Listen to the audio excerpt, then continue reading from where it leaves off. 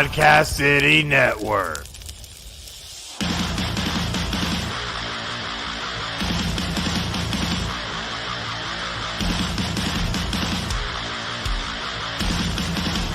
This is Brad Chandler, and you're listening to The Brad Chandler Show.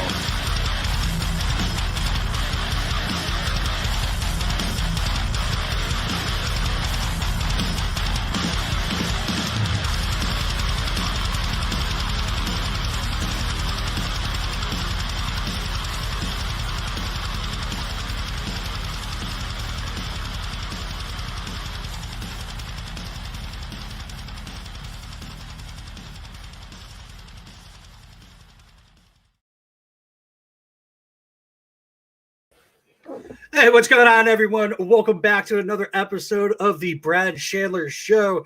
With me today, I have the photographer, journalist, good buddy, Alex Lindsay. How are we doing today? I'm doing good. I might as well wave with the wedding ring finger here. Yeah, dude. Congratulations on marriage. How is the married life going? It's great. Honestly, I've been with my wife, Charlene, for the last 4 years. But we've only been married for going on almost 2 months now. Next week will be 2 months being married. And honestly, it's an amazing journey. And it is, it's great. But is it interesting? Yes, because for me, when I got married, and I was telling this to someone yesterday, your priorities kind of change, right? And by priorities meaning what is important, right? And now it's not like just you can go do what you want. You got to include the wife now. And not just like that, but just also understanding of what's best for us rather than what's best for me or the individual. Right, so trying to do that, and that's honestly for me on the biggest thing, with work and everything like that. It's hey, when I was just dating her, living on my own, I could be in the office till 6-7 o'clock at night, but now it's hey, I gotta take care of my wife, gotta try and curb that, start actually coming home at a reasonable time from work, and but it's all good things. It's all part of just my development and our development as a husband and wife. So right, actually, so I didn't know that you had gotten you were hitched. You got married. I knew that you were with her, but I was talking to Marissa a few episodes ago, and I think before we went on air, I was going through some things, and I saw that she had commented on one of your photos, and I was like, wait a minute, this dude got fucking married? Yeah. Where the fuck have I been? So pretty much with how it went. So she, obviously she and I we've been together for 4 years as of last week.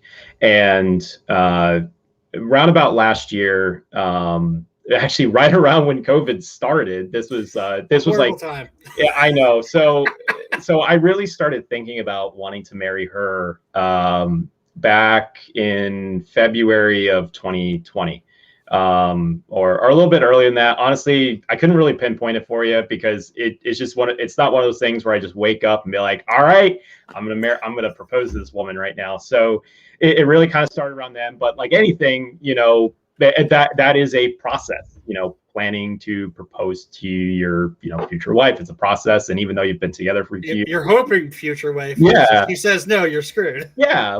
I knew for us, she and I, we talked about getting married at the time. We've, kind of game planned it a little bit. So I knew she was not going to say no, but you still have that doubt in the back of your head. It's still the butterflies and whatnot. Yeah. So it led to all of this asking her friends first, talking to them, getting their thoughts. It was just practice for asking her parents first, because getting their blessing is important. So but everybody was on board. But it was funny though. I'll tell you this funny story. So right around when COVID happened, when all the shutdowns started happening, the lockdowns, everybody's being quarantined. So I actually, for a couple months, quarantined with her and her family at her parents' house due to just some personal reasons at the place I was living at the time. And so but by then, like, I already knew, like, I wanted to marry her, but I got to get her parents on board first before I even start shopping for rings or anything, because that's the important part, is getting the parents on board. But the problem is now is that, well, crap, we're gonna have to, talk to them. So pretty much, I texted them in a little note, and I promise this is the only sidetrack, the little tangent I'm gonna do, so we can actually get into the music. But I texted in the notes section of my phone saying, "I want to marry your daughter." Showed it to her parents as she was upstairs doing a meeting with her work, and I'm just like, this is the most awkward way of asking her parents, but they were cool with it. They said yes, and then now here we are, married, gonna be going on 2 months, and honestly, I'm so happy to be with her. So she's in the other room, probably listening. So I love you, sweetie. So yeah, you better say something nice about her. Oh yeah, she's gonna whip you after you get off the camera, bro. Congratulations. Thank you. I'm happy for you as a fellow music scene person, and knowing you, I've seen you kind of develop a little differently in the past couple of years. We've only probably have talked, I want to say maybe a handful of times online, but we'll talk to each other when we see each other at shows and things like that. Oh, yeah. But mostly one of the main ways that we see each other at shows is if the band you're wearing's t-shirt was playing Values. So I know that Values has a huge impact on you. And everything that you have done collectively as a photographer, journalist. You've even done some interviews as well. So yep. I want to get some perspective on what got you to that point. You met Values 7-8 years ago or something like that. And I see all your posts about how much they mean to you. Personally, I've told you before we went on air that I was really close with Mikey, and I used to work with him and Jordan. So that was my connection to the guys. What was it that brought you in and got you to be as close as you are with them? Oh man. So and it's funny because I'm looking off to the side here in our YouTube chat here, and I see Mike and Brendan already talking to me. So hi guys, I love you both, as well as Jordan, Corey, and shout out to Mike Stauffer too, OG bassist from Values. Not many people, because people know Values from the I call it the pre-violence and post-violence era. So I've known Values since the pre-violence area, which makes me sound like a hipster when I'm talking about it. But I knew that before you did. Bro. Yeah, and I'm not going to try and sound too snarky by it, but to really put a preface, it was about 7 years ago. I think it was 7 years ago, back in February of 14 or something like that. It was Was it before Baker was in the band? No, Baker was in the band. So pretty much, so they were actually a 5-piece, actually. So you had, obviously Mike was there. This was before Corey even came on. So yeah, pre-violence. I'm talking about pre-violence area here. So Mike was still there. But Mike was I'll tell you what, and he's gonna be embarrassed. Mike had a baby face back in the day. This is pre-beard. He still does. What are you talking about? He does, but here's the thing. This was before his beard, and Mike looks a billion times better with the beard, and I love him 2013. Okay, eight years. So I think Baker's going back in time here. So, but yeah, so Baker was on the guitar, and through Values, I knew Baker first through a close friend of mine, and and I was just starting out as a journalism major at UMass Amherst, and I was kind of figuring out what I wanted to do. Right. And I love music, I love pop culture, I love movies, so I was okay, I will get into that. And then so I just didn't know how to go about it. So this was actually the start of not only my career as a music journalist, and a photographer. And so this was actually one of the first shows that I legitimately, and I air quote that, legitimately photographed, albeit my photographs are garbage, but that's because that's one of my first shows. But so I met with them. at the waterfront in Holyoke, which, shout out to the waterfront in Holyoke. Miss that place. That's where my roots began. And although it was a dump, but I love that dump. So I would call it a dump. Okay, for the context of the New England hardcore scene, it was a good venue. For the context of every other venue that any normal person goes to, it looks like a dump. But I disagree. I love the waterfront. I love it too. Do not get me wrong. Many amazing shows there, many amazing festivals there, so many amazing memories that were there. And so anyway, I met them and I asked if I could interview them. And, for me, interviewing them, that was the first band I've ever interviewed in my entire life. So I had no idea what I was doing. I tried to do some research, but, it's tough, especially when it's your first band. But what made me so comfortable with talking with them was that I was the first person to ever interview them. So you were like sitting there thinking, like, how do I do this? And they're like, yeah, how do we do this? It's this clash of awkwardness that gets thrown together, and it actually makes both of us felt very, very comfortable. And it turned out to be a great interview. Honestly, I have no idea where the original audio files were for that interview. I cannot remember where it was. But that's where it started, this amazing friendship, and that's where it started this passion for me, because before I didn't really start doing photography until like college, and like I was just kind of dabbling around. I didn't really know what I was doing. But then once I kind of found this like love for the music scene, like in the hardcore scene and in the local scene, that's where like those guys started that all. And like I really mean it from the bottom of my heart. Like if it was not for those guys, and again, like this was the OG lineup. So Mike on vocals, Baker was there on guitar. Jordan was on guitar. This is pre-drums Jordan. So Jordan was on guitar.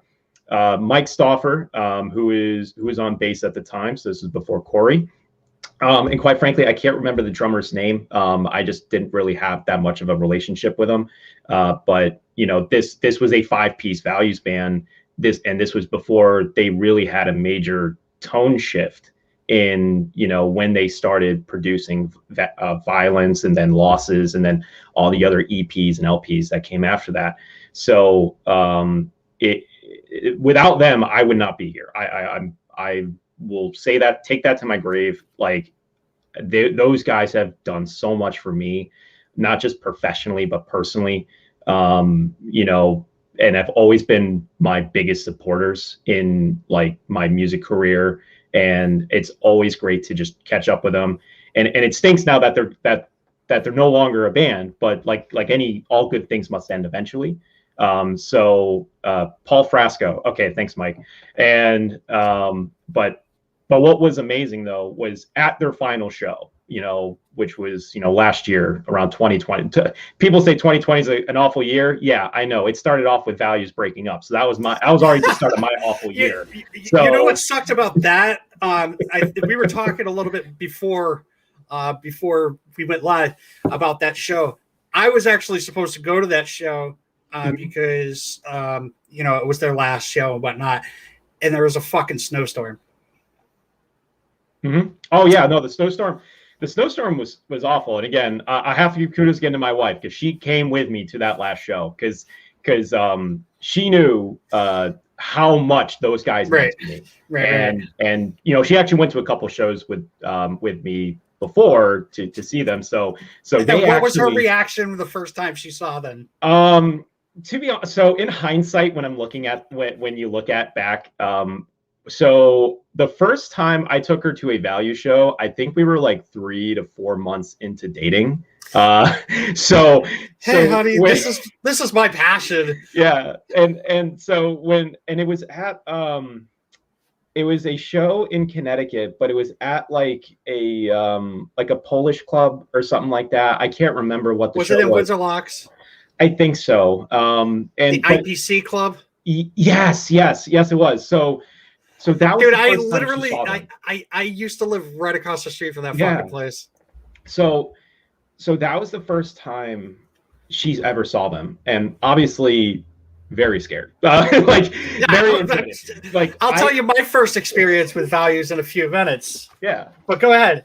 So yeah, very intimidated, but that was the first time she met them. But over time, like, you know, from the times we got to like meet with them and just talk with them offline, like she knew like just how amazing they were, like just awesome guys. And, you know, they like, you know, built that friendship, and that's where she really started to understand like how much the scene meant to me and how much specifically those four guys, you know, Corey, Baker, Mike, and Jordan, like those guys meant to Nobody me. cares about Jordan. I love Jordan. I'll get past the fact he's a Cowboys fan, but you know, I love him to death, and like he's my guy. Like I actually, you know, when I had a GoPro, like I wanted to try and test it out, so I asked Jordan if during one show at what's that? Oh, the tank, if I could put a GoPro on him. And we got some amazing footage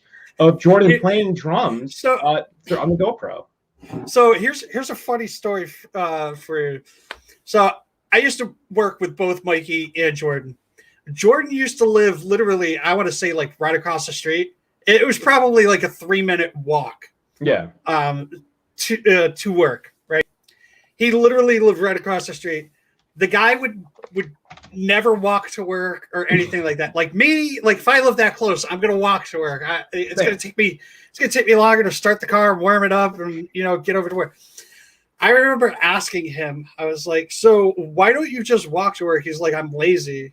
And so like from there on, I was like, man, this guy's just fucking lazy. Like he doesn't want to do anything and whatnot. I saw Values for the first time. I think that was the most I've seen him move the entire time I've ever known him. Like when he gets behind a drum kit, he actually moves. But other than that, he's the slowest. He's like the most like. I love you, Jordan. I'm just fucking with you. But yeah, I've always laughed at the fact he lived literally right across the street, and he would drive his truck. His truck. It probably cost him more to start the truck than it would have just go like walk to work. It would have literally been like 2 minutes. I can never say anything bad about Jordan. And I just saw Baker's comment, Jordan doing something that's not lazy. That'll never happen. My favorite moment that involved Jordan was they were at their practice spot in, I think, Holyoke or Chicopee. And I remember I was sitting on the couch at their practice space, and there was this amazing exchange between Jordan and Corey, where Corey was teaching Jordan the values of putting alcohol bottles in the trash. And I have never laughed so hard in my life by Corey in his Corey mannerisms, trying to explain to Jordan the importance of proper recycling. And but I can only imagine how that conversation's going. It was hilarious. But yeah, like those guys, they will always hold a special place in my heart. Like when people ask me like who like are some of my most influential like bands, you know, those guys are at the top.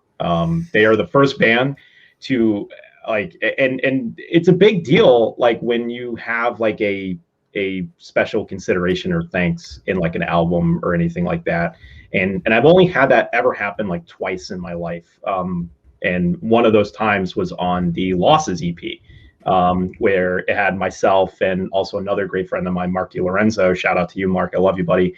And that made me so like just blessed and thankful that I helped make an impact in their lives, because they've made such an impact on mine.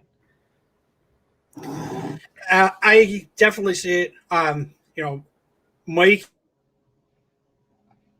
like I said, I worked with Mike, I worked with Jordan, and I remember the first time I found out that Mike was a vocalist. I saw this, you know, sorry, Mike, I saw this little short kid at work, and I was just like, okay, whatever, you know. And then I find out that him and Jordan are in a band together, and they're like wearing these like, I think he was wearing like Wu-Tang shirts, and I think that's why like I like confronted him and like started talking to him about music and stuff, and I was like, oh, you like Wu-Tang? And like I told you before, I work in a manufacturing shop, and when you're new, you try to find somebody who you can have that type of connection with, and like right away it was Mike and Jordan. They would walk by my department, they'd hear like deathcore playing and whatnot, and I think it was actually Jordan who I first had a conversation with about music, and Mikey told me one time he was like, oh, I'm in a band. I'm like, okay, whatever. And then I remember I was really into the guys from Hyo, and I had just got done shooting a music video with the guys from Physics of Demise. And we were all like, oh, what are we going to do? It was like a Sunday afternoon or whatever. We wrapped that up, and I was like, well, fuck it, dude. I want to go see Hyo. So where was it? I think it was in Willimantic.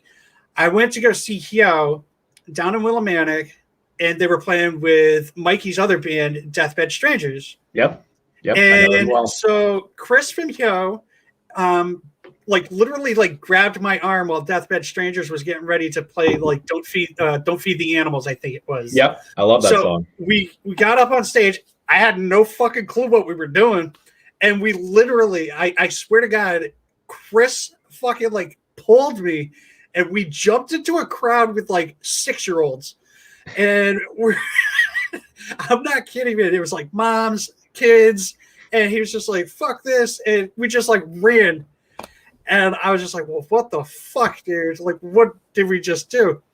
After that show, Mikey told me, he was like, yeah, you should come see my other band.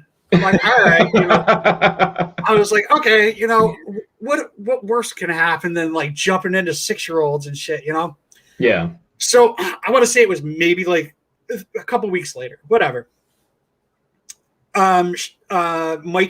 Mikey and Jordan told me, they were like, oh, we're planning to show up at Shenanigans. I was like, all right, I'll go up there. I'd never been there before, didn't know where the fuck it was, found it, whatever. And it was kind of hidden to like park and whatnot. Yeah. And I get there and I run into Mike, and you know how like you don't know anybody else? It was anybody, you like know just one person, one person. So you try to like stick next to them the entire time. Oh yeah. So that was Mike. That was Mike and Jordan. Like those are the only two people I knew at the time. So I was just like, all right, like I'm gonna stick to these guys, just hang out with them at the fucking merch table and whatnot. I forgot what bands they were playing with, but they're like, all right, well, we're gonna get ready to play. I'm like, all right. So I go up next to this. It's a small venue. It's a very small venue. Oh yeah. I go up to the stage and I'm just like, all right, this is gonna be cool. Whatever, I get up there. Mikey's doing his fucking jumping shit. I'm like, okay, this is a little weird. He's like a firecracker. He's a firecracker. Like he's trying to like pump himself up. Okay, that's cool. And then all of a sudden, like, I start looking at him like, they only got one guitarist. Why are there two full fucking stacks? Like, what the fuck's going on here? That is, and then you see his pedal board, and it's like, why are there like 30 million pedals on his pedal board? So I'm like, okay, whatever. And then like, oh, cool, like, all right. And then Jordan sets up and whatnot, and then whatever. And then fucking next thing I see is like, I hear the fucking guitars and the drums and the bass, and they just like all go together like that slow, like we're getting ready to fucking play type shit. And I'm like, okay, what the fuck am I getting myself into here? And then all of a sudden, like Mikey starts just fucking like banging his head, and like no music's really playing yet. And then fucking the whole crowd just fucking comes in. They start playing. I'm like, yep, I'm going to the back now. I'm too old for this shit. I'm not getting my ass kicked. Like it was pandemonium. And I was just like, I did not expect this. It was fucking crazy. And the thing is that energy is so consistent. I've seen them too many times to count on fingers and toes.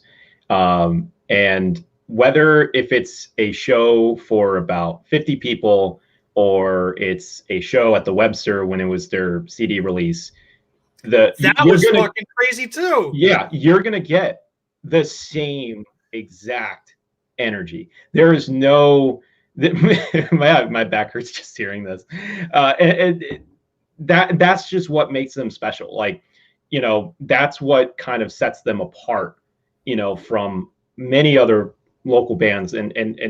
But the best part is, you know, with them, they were that launch pad for me to be introduced to so many other, not just, you know, the old guard for Western Mass hardcore, for local bands that have been around for, you know, 7-10 years at the time, but to a lot of new budding and aspiring bands that looked up to them, that saw them as these mentors in a way, to not just for their, you know, musical talent, but just how they carried themselves, you know, and I'm not saying carried themselves like a business person, but carried themselves like how you should in the hardcore scene. And they were that, to me, they were that standard, you know, and they had that hardcore vibe on stage, but they were seriously some of the nicest dudes. Like, oh, yeah. When I first met Mikey, I would have never expected that type of vocal style out of him. Oh yeah, no, you know, I'm sure Mikey hears it all the time. You got this little guy on stage. You're not expecting like the voice, the vocals that you hear out of him. Like, it was incredible. Like the first time I saw them, like Values, not Deathbed Strangers, but when I saw Values, I was just absolutely floored by the energy that the entire band brought. Not just Mikey, but like, you know, even Jordan, with as lazy as he is, you know. Yeah. And that's like, and the cool thing is like they know how to like switch off that intensity after the show's over, you know. And again, like I'm gonna always reference my wife here, but like they, like when I was like introducing her to them and kind of showing them like, you know, like, hey, you know, there's these folks aren't always scary on stage. They, every time they've interacted with either one of my friends that may have not been close to the music scene or like my wife, they was always like, she would say like they're like the sweetest people on earth, and they are like all four of those guys are absolute teddy bears, you know, in their own right. I mean, hell, at one point I crashed on Corey's, you know, couch one night for a 2-day festival, and like, you know, I was like, no questions asked, like, hey, yeah, no, absolutely. That's the, you know, the personality those four guys have, like, so giving, yet when they flip that switch, you know, once they get on stage, like that's a whole nother monster in itself. But then once they're done, that switch comes off and they're back to being their normal selves, which is, so I would say difficult for some bands to do, but like that's what I love about them. Yeah, they're your they're not your stereotypical like rock stars, you know. They're the type of people, like, they get their shit up on stage, they play, they get their shit off stage, they hang out, you know. And that was one of the coolest things that I thought that I liked about the guys. Like I said, I knew Mikey and Jordan from work and whatnot. Baker, him and I started talking. Weirdly enough, it was about a vape, his pipe vape that he used to have. Mm-hmm. And I saw that, and I was like, oh, that's cool. Like, where'd you get that? And then like, that's how we started talking. And then like, I started like checking out his rig, seeing the fact that he had, you know, the double full stacks, which I got to ask him about that later. And just, they were all super cool. Like Corey and I would bullshit with each other like all the time. Like when we would play shows together, I'd be like, fuck the bassist while he's on stage. And he'd say, your bassist sucks or some shit while I was on stage playing with Left Hand Backwards. I mean, we always had fun, I thought. And I love the guys. I supported them in every way that I possibly could. And one of the coolest things that those guys did for me, I put on my very first show, and they were one of the first bands. I think they actually were the first band that I asked. I was like, I'd really like you guys on. And they played, and that was super fucking cool. Yeah, and they can draw a crowd too. That's the thing. Oh yeah. I hate to say, oh well, they're a local band. Like, yeah, they're a local band, but they're that local band that has that, I mean, star power, I guess you could call it. But that draw, when their name's on the bill, they will be attracting a good crowd that comes there, and not just a good crowd, but an active crowd, and a crowd that is going to come in there and enjoy themselves rather than just stand in the corner with their arms crossed with their Jack and Coke in the in one of their arms. So that's one of the mystiques of that. And the interesting thing is about the shirt I'm wearing is, this is an old shirt. This is from like 2015. Which is funny. I say 2015. That was 6 years ago. So,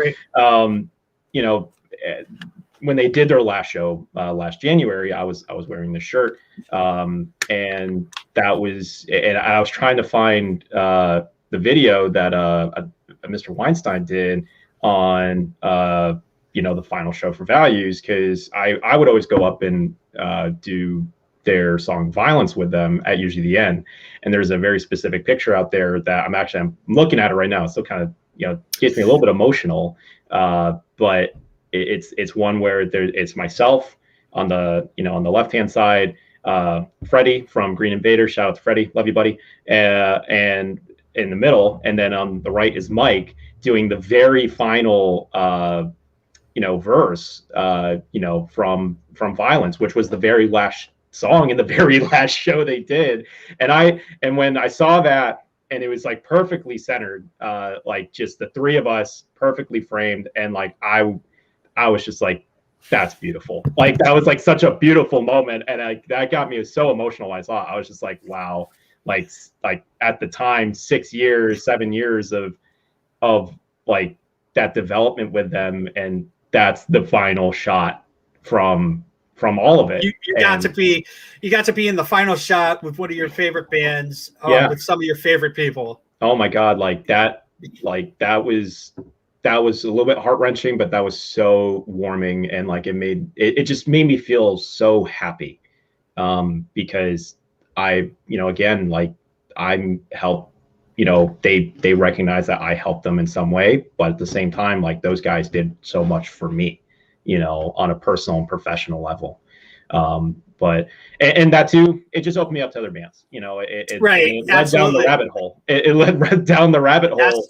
That's exactly what that type of stuff will do to you, is like you'll find one band, and then like you stick with them, then they'll play with another band, you'll meet those guys or girls or whatever, and you'll become friends with them, and then so on and so on and so on and so on. Yeah. So, I mean, that's basically what ended up happening with me.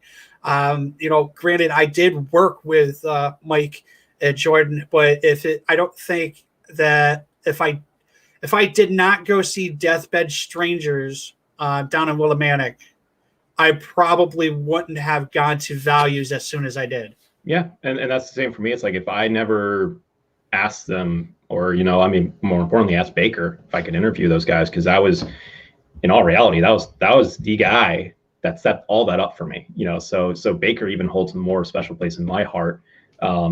Because if I'd never reached out to them and out to him specifically and asked, like, none of this would have been possible, and, I mean, I'm an introverted kind of guy. Like I kind of, I have to do must have a lot of energy to do interviews. So like, when you're a journalist, you're trying to interview someone, and especially a random band you never met, like that takes a lot of energy.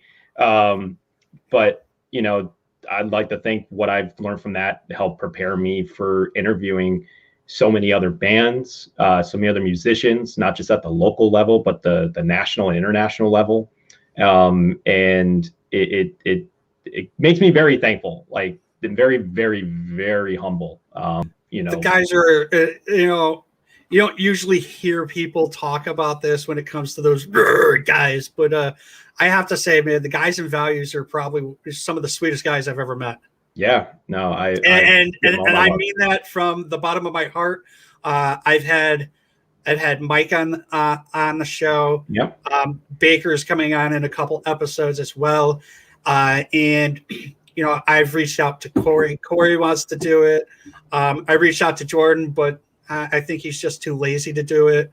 I'm never gonna not say that Jordan's lazy. I love Jordan. He knows that I do, and he knows that I'm just talking shit out my ass. But I've reached out to Jordan, and I guess he's like been super, super busy lately, and I'm hoping that I can get him on in the future.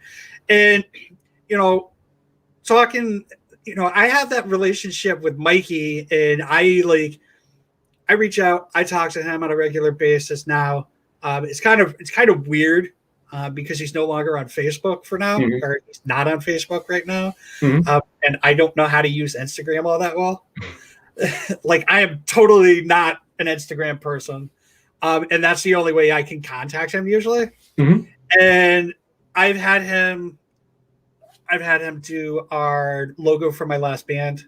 I had him do the logo for the Brad Chandler show, which came out fucking awesome, by the way. I love it. I love the logo. When you asked me, it's like, oh, do you know who made that logo? I was like, well, it has to be Mike. I was like, yeah. I could when you know an artist for that long, you recognize the art style. So it's just exactly that's got Mike. That's got his signature all over it. We're making Baker tear up. Love you, buddy. I love you. Stop being a bitch. So I want to know a little bit about your photography. We want to talk just a little bit about that, and we're probably going to wrap it up because we talked a lot about values. Yeah, I'll be brief on that. So obviously, we kind of went into more of how it all started, right? The photography and everything. So I've been officially doing this for the last 7 years. I mean, obviously, since you've known values. Yeah, ever since I known values. So I mean, that's, if you want to know when the unofficial start was it was actually a Kill Switch Engage show in 2013, where I may or may not have snuck in a camera, because that was the first time ever holding a DSLR, rented from the school at the time, not really know what I was doing, and I didn't really know the rules, right, of the written and unwritten rules of concert photography. I kind of Googled how to be a concert photographer, which no knock on the folks that went to school, got educated, but the cool thing about photography is that it's one of those art forms you can pick up and learn. It is, I'm not saying it's easy to learn, because there are so many talented professionals out there, and for me, when people call me a professional, I don't think by my right I call myself a professional. I really don't. But I like to try and carry myself as a professional in the business. But it's kind of like a hobby. It is, yeah, it is a hobby. There are people out there who this is their moneymaker for all intents and purposes. That's their moneymaker. That is their livelihood, and you can see it in their work, and you can see it of not only what they photograph, but who they photograph and who they know. The networking that folks have done is incredible. And what I'm also blessed with is, through the photography business, you meet a lot of photographers, and you just meet with so many different styles, and there's no one right way to photograph a band. Right. Everybody you've got I know you, Tara, Angie, Marissa, yeah. All four of you are probably some of my the people. I have she's not actually my sister, but I call her my sister because I've known her since she was 13. But my sister, I've brought her to shows to photograph as well. You guys are usually if somebody asks me if I know a photographer, I have a list of people, and I said all your names to them. Oh yeah, and I kind of grew up with not as a kid, but I grew up professionally with all those folks you mentioned. And there's so many photographers out there. I do want to give a special shout out though to my friend Bethany Packer, Richard Knowles, who actually photographed my wedding a couple months ago. Two amazing concert photographers as well. When I was deciding on who wanted to photograph my wedding, it was a no-brainer. I wanted those two to do it because, Bethany photographed the Jonas Brothers. My wife's a huge fan of the Jonas Brothers. So And so that was like an automatic, like I was like, no questions asked, like that's gonna happen. So huge shout out to those two. Marissa, I love her. She's amazing. You know, she's a amazing person, an amazing photographer at that. You know, Angie, I love her. It's been so long since I've seen a lot of them too. Like it sucks because like moved. She did. Oh, she kind of like fell. She fell off of social media for a little while. I haven't talked to her in a little bit, but I think that she moved with her boyfriend. Well, good for her. Good for her. Yeah, definitely good for her. And I know that she stopped doing photos for bands because it seemed like a lot of bands were taking advantage of her work. Yeah, which like, I definitely can understand. There is a burnout. You know, and absolutely, and from the people that I grew up with, like as a photographer, like that burnout's real. That burnout happened to me. I mean, obviously now, like no one's doing concert photography now, unless you do some backyard stuff down in Florida or something. But, you know, no one is doing like concert photography, for lack of a better term, you know, until hopefully by the summer or by next fall. We don't know. But something's going to happen. but the burnout can be real, right? You know, because you go to all these shows, you know, you are spending a lot of money because, you know, if you're not making a lucrative business, you're losing more money than you are gaining. But, you know, and sometimes that can outweigh the memories that you make there. So it's what I always tell people is like, it's okay to take a break. It's okay if you say no to doing a show because you know, at the end of the day, you got to focus on yourself first. Like that's the most important part. One of the things that really kind of like disappointed me is like if Angie never did, if she would go to a show and she didn't bring her camera, people would be upset. Yeah, and like that was kind of the same thing too. Like where it's like, you know, it's cool to get photos, but you know, man, these people gotta, you know, do their thing. Like they gotta be able to enjoy the show and like walking around with a camera and taking pictures of people. It's not. It turns into work. Yeah, it's work. It's work. And then you go home, and then you guys go home, and then you edit the stuff, and it's just. I feel like photographers that do it for like the local scenes don't get enough of the credit for what they do for the lack of monetization. I think would be the correct word. And you guys, it's like, oh, you charge like say $100 for a photo session. Just say, you know, and the band's like, oh, can you do it for like $40? It's like, nah, dude, do you want to play a show for free? Yeah. And, you know, and again, like that's where it goes back to, you know, the bands that do respect that, you know, because obviously there's going to be bands that just don't understand or are not educated enough. And just, I really just take it to the matter of, I don't think, you know, bands that do that.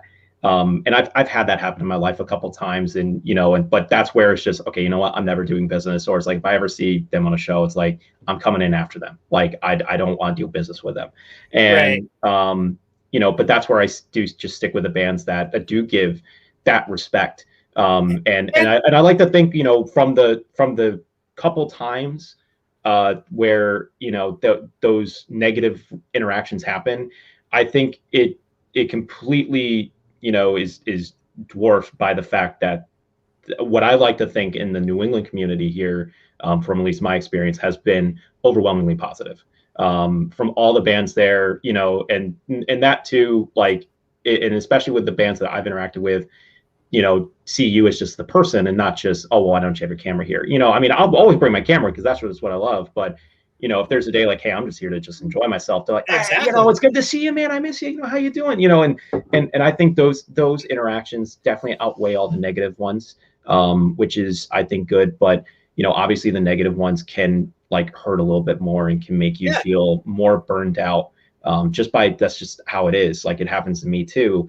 And, you know, but what I like to think now is going back to it. Like, I think, you know, the silver lining for 2020, it is that break for a lot of people that may feel burned out, you know, and then when concerts do come back and, you know, when it feels safe personally to come back, like you're going to see a lot more people being active. You're going to see a lot more people wanting to go back out. And I know I will be like, whenever it feels ready for me to go back out, do shows, I mean, you bet your butt I'm going to be going out, photographing, miss it, because I miss it, seeing my camera. Maybe we can get a values reunion. I don't want to go that far. I don't want to go that far. So one last thing I want to say, Mm-hmm. with you being a photographer, and then we're actually going to listen to your favorite value song with some pictures that were attached to it. Now, as a photographer, what is one of the coolest memories Ooh. as a photographer that did not have to do with values? I didn't. Okay, that's a good one. Oh man. Yeah, we know how much you love the guys and values and how many pictures you took of the guys and whatnot. And I think it's a safe assumption to say, like, you had some other people that you photographed as well. So, favorite memories. It's so tough. Okay, what are some of your favorite memories within the music scene? Okay, actually, I got one. I got one, maybe two, but one's important. So, because it was at a point in life where I was like, it was kind of not like a dark time, but it was like there was just a lot of bad things going on, and it was very, very overwhelming, right? Yeah. And so it was like right after I got fired from my job. I had a like not so great breakup. So, and it was all in like a span of like a week, so it was already like it felt like, that was like it was just tough. So there was this charity. I don't really want to name the charity because they're kind of not a thing anymore, but there's a guy that I remember. His name was Corey Nash, who lives in Connecticut. I haven't talked to him in a little while, but I do credit him a lot of things for helping me out. The charity they were running, it was this show called Vets Rock, and it had a lot of high profile folks. Dropkick Murphys were there, Godsmack were there, Tony Orlando was there, and Bruce Springsteen was there too, but he didn't perform. But the coolest, after I had like such a bad, just like one of the worst worst points in my life. They had that show coming up, and Corey's like, "Hey man, like I already knew," and it was at the Mohegan. So like, Corey's like, "Hey man, like, you had a really tough time. Like here, like come chill with us at Mohegan, photograph the show with us, and like, all this, and support it." And it was a show in support of veterans. So it was on Veterans Day weekend. So like, but the fact that like that Corey kind of like saw my work, respected it, and to the point where he was like, "Hey, I would love you to photograph this on behalf of these folks and be one of the official guys."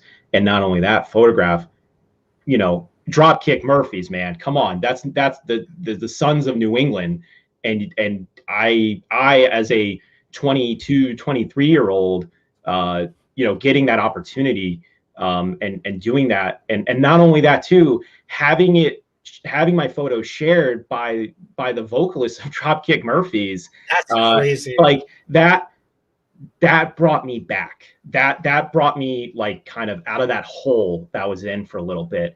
And that's where it made me so thankful. And then I think another great memory too, which is kind of just like a general memory, was just the radio stations and like the news outlets that gave me the opportunities to photograph big shows. For a little while I was with Metal Fortress Radio, or I believe it's called WMFR right now. But those guys, they gave me, and hey, you know what, I cannot speak bad to people that have helped me in some respects. They gave me some, they gave me some talk about that after. Yeah, I know. But again, like whatever the thoughts are on some organizations, I give things in an objective way. And I wasn't, I would have never been able to photograph Warped Tour, and those were one of the first times I did it. And then other big shows, but another radio station, and I give a shout out to my work mom Nina out at Boston Rock Radio. She actually just added me on Facebook. Yeah, I love her. She is great. And it like she like, when I kind of left, working with like some radio stations and stuff like that, I kind of just did my own thing. And then just out of nowhere, like, I saw like a post from, I think it was like her, or like a shared post where asking for like a photographer. And at the time I was like, I was like, okay, you know what? Let me just message her. And like, Right. but that got me back into it. And that got me back into, like getting back into bands. And, it was, I forgot who it was, of who I was photographing, but that was one of the first big shows back at the Palladium. And like that made me feel like, oh, I'm right back in my groove again. And then I started doing other bands, gosh, I'm blanking on some names, but she gave me a lot of great opportunities. And I also got to give a shout out to like the news outlets that gave me opportunities. Right. Whether you gotta give shout outs to the people that got you where you are. I do have to give credit where credit is due, regardless of whatever the public opinion might be. And honestly, like for me, I work. I put in the work. I do my thing, and that's it. And whether if I leave amicably or not. But the great thing is building those relationships with those news outlets, and allowing and them giving me those opportunities. Not only that, showed me like that my work was valued, and that my work was appreciated, and also it was something that people love to enjoy. And again, when I was with Boston Rock Radio, they got me to go back out to Warped Tour, and got to interview some bands, and got to meet all my friends again, and photograph all these amazing bands, and see all the people back. And it was actually the last Warped Tour. I think, well, that's what they were marketing. I think it came back for a bit, but like that was supposedly the last Warped Tour that ever entered Hartford, Connecticut. And I got the chance to photograph that.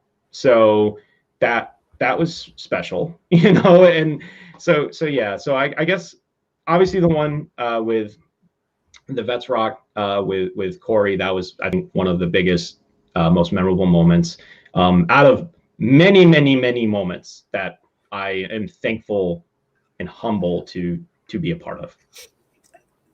Yeah, it seems like that, obviously with what knowing you and whatnot, Values has had a tremendous impact on you and your life. And I love those guys. You love those guys. I'm actually going to have Baker on in a couple of episodes. Can't wait to talk about how much of a hard on he has for you as well. And,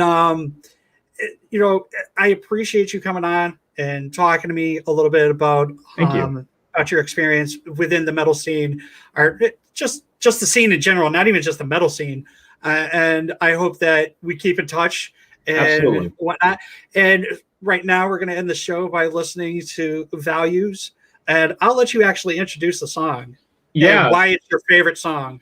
Okay, so Violence by Values, and I saw the preview you sent me, and that was amazing. Pulling some of the pictures from the last show, Violence was an amazing song, just because that's the title track to the EP that changed the landscape for the band, and not only that, it became a song where it was the first time I ever had the courage to just go up on stage with a band and just do vocals with them, and whether if it was good or not, I didn't care, and they enjoyed that. And kind of going back to what I mentioned, this shirt, the reason why I'm wearing it was that I was wearing that show at the last show, and then at the very last show I went up on stage at the Tank in Agawam, with Mike and Freddie and the rest of the guys, and did the last verse for Violence, and that song was very special, and I will always be thankful for moments like that. And then but that's really the kind of preface to it. But before I go, just want to give a couple more final shout outs to all my amazing photographer friends, all the amazing bands that came in my life. Special shout out to Kingsman, Carnivora, and just so many other bands out there that I wish I knew I could list off, but take forever. And thank you for doing stuff like this. Seriously, like thank you for coming on and talking. And I'm just a dude trying to talk to musicians who are friends of mine and trying to meet some new people and show some support to some bands. I've found so many fucking bands so far.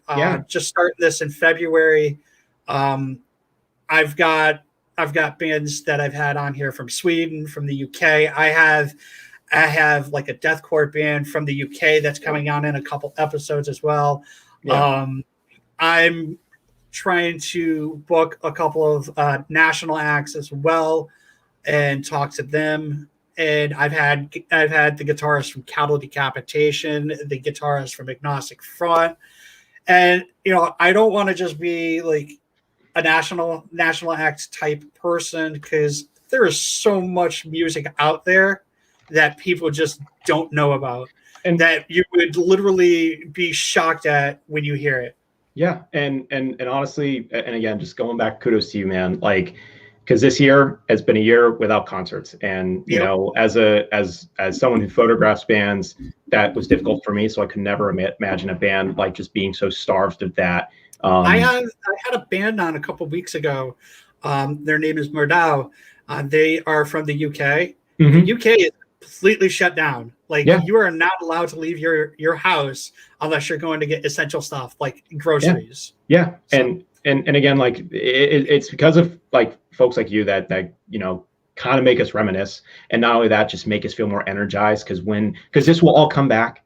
You know, we're gonna be feeling so much better, and so again, I have to give a lot of props to you for not only bringing me on. I really appreciate it from the bottom of my heart, but also bringing on these other artists and photographers and all the different aspects of the music community. I just want to. I have a vision, and I might be working a little too fast on that vision. You know, I'm going to do my own plug as well. You know, I created a website, the Brad Chandler Show, or BradChandlerShow.com. On there, I have bands that I've interviewed. I've had so my logo's up on that site. I have Mikey's information underneath it. I have discounts with Light the Lamp, who I've had on a couple episodes ago as well. When you buy stuff from their merch store, you type in the promo code Brad, you get 10% off. I'm working with Travis from Stay Classy Prince, and he's going to be giving away a couple things along with an order. If you mention that you got the information from me. So all I'm trying to do is help the people. You know, Travis does merchandise, so that has to do with the music scene as well. Mikey does drawings and logos and stuff. That's with the music scene as well. He was the vocalist and stuff like that. You're a photographer, so I will put your information up as well. Yeah. And same with everybody that comes on here.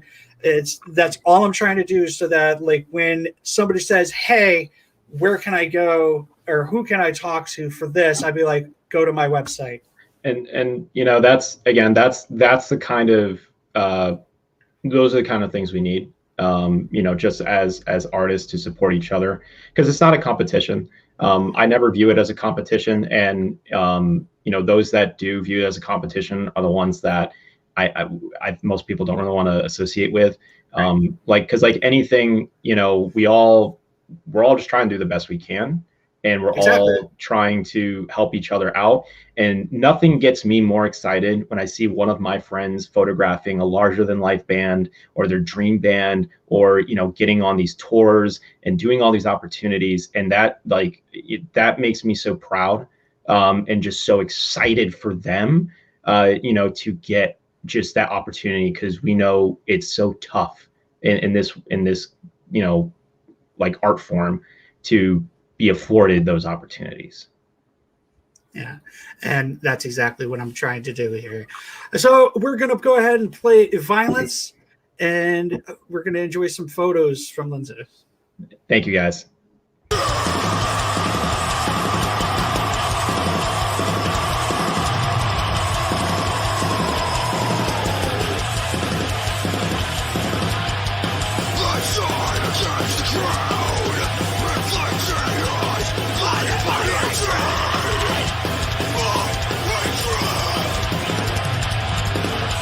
Shadows cast into rhythms of chaos.